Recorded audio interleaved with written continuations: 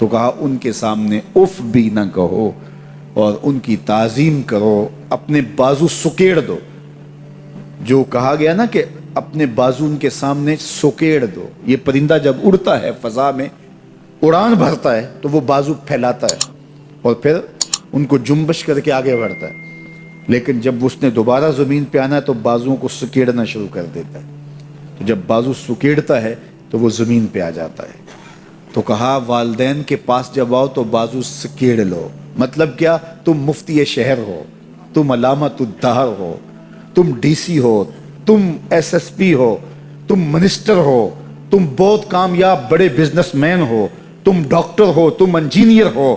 ज़माना तुम्हारी बातें सुनने के लिए तरसता है। दुनिया की दानिशगाहों में तुम्हारी गुफ्तगू मोतियों की तरह लोग झोलियों में डालते हैं।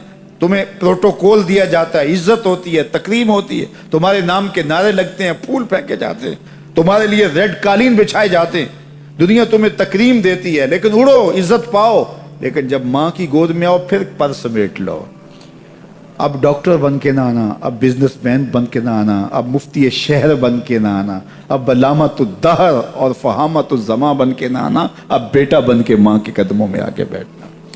तो यहाँ आओ तो बाजू सकेड़ के आओ और बाहर जाओ तो बाजू फैला लो। तो कहा इनके सामने अपनी बड़ाई जाहिर न करना, बल्कि इनके सामने तिफले मकतब बन जाना, तिफले शीरखार बन जाना, छोटे से बच्चे बन जाना, इनके लाड देखना, इनकी छोटी छोटी बातों पर जो है वो बातें करना।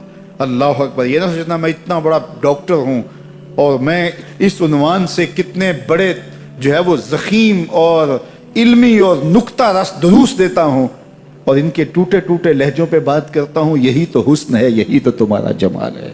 इससे तुम्हारे वालिदैन को खुशी होती है। उनकी इज्जत करो, उनकी तकरीम बजा लाओ और उनकी ज़रूरियात का ख्याल रखो। जब उम्र बढ़ती चली जाती है तो बचपना लौटना शुरू हो जाता है। वमन नुअम्मिरहु नुनक्किसु फिल खल्क़, सूरह यासीन में इरशाद फरमाया, जब हमको लंबी उम्र देते हैं किसी को तो उसको बचपन की तरफ फिर पलटा देते हैं। दांत गिर गए, सख्त और ठोस ग़ज़ा बच्चों की तरह अब फिर वो नहीं ले सकता। ज़ुबान में लुकनत पैदा हो गई, यादाश्त खोने लगी और हाथों पे राशा तारी हो गया। अब कोई लुकमा उठा के मुंह में डालेगा। वो सारी बचपने की चीज़ें लौटने लगी। इसी तरह सिकले समात का मसला भी आ गया और फिर चलने फिरने से भी कासर है। बोलो बराज चारपाई पे है जिस तरह बचपन में होता है। थोड़ा सा चले भी तो चारपाई को पकड़ के थाम के चलता है, ठोस ग़ज़ाएं नहीं खा पाता, आज़ा उसके कमज़ोर होते हैं, मुदमहिल होते हैं। वही हालत दोबारा बूढ़े बुजुर्ग की हो गई, बूढ़ी माँ की हो गई, बूढ़े बाप की हो गई। अब उनको भी नरम लुक़मे शोरबे में भगो के मुंह में डालने पड़ते हैं। मुंह में दांत नहीं है कि चबा सकें। अल्लाह अकबर। बार बार एक चीज़ का मुतालबा करते हैं, तबीयत में चिड़चिड़ापन पैदा हो जाता है, बचपने वाली जिद पलट आती और बोलो बराज भी चारपाई पे। अब बूढ़े माँ बाप के खिदमत गुजार बच्चे उनको उठाते हैं और उनको धोते हैं और फिर वहाँ चारपाई पे डालते हैं। लेकिन उस ताफुन से, उस बदबू से जो बोलो बराज की वजह से पैदा हुई, अपनी नाक पे कपड़ा रख लेते हैं। तो बूढ़े माँ बाप हसासियत की वजह से ये सोचते हैं कि मेरी औलाद अब मुझसे नफरत कर रही है। तो उफ के ज़ुमरे में उलमा ने लिखा है कि बदबू सैलो, नाक पे कपड़ा ना रखो, चूँकि उनको इसकी भी तकलीफ ना हो।